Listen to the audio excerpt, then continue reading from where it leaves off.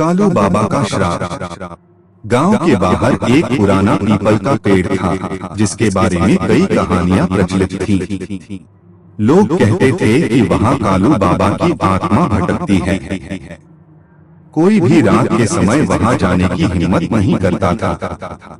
लेकिन रोहित और उसके दोस्त अंकित, मोहित और विशाल इन बातों पर यकीन नहीं करते थे।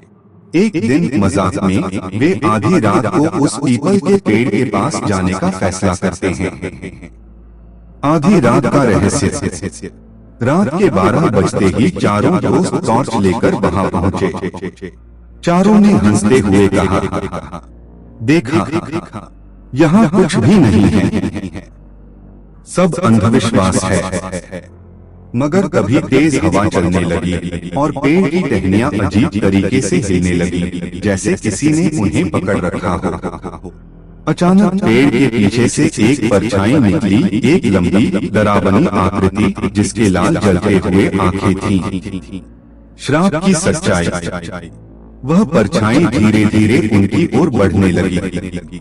सभी दोस्त डरकर पीछे हटने लगे, लेकिन उनके पैर जमीन से चिपक गए।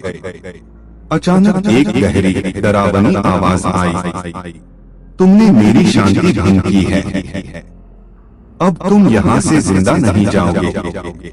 वो आत्मा कालू बाबा की थी, जो इस जगह पर तपस्या करते थे। कहते हैं उनकी मौत के बाद उनके शिष्य ने उन्हें जलाने की बजाय यहीं दफना दिया था, जिससे उनकी आत्मा मुक्त नहीं हो पाई। भागने की कोशिश।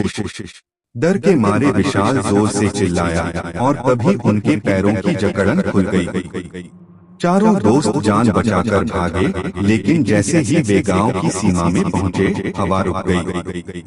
अगले दिन उन्होंने गांव के बुजुर्गों से सुना कि जो भी कालू बाबा की आत्मा को परेशान करता है, उसे भयंकर बुरे सपने आते हैं और कुछ ही दिनों में उसकी रहस्यमयी मौत हो जाती है। डरावना अंत। रोहित और उसके दोस्तों को लगा कि वे बच गए, लेकिन उस रात से ही उन्हें अजीब अजीब सपने आने लगे। एक हफ्ते बाद मोहित बिना किसी कारण छत से गिरकर मर गया। उसके बाद अंकित और विशाल की हालत भी बिगड़ने लगी।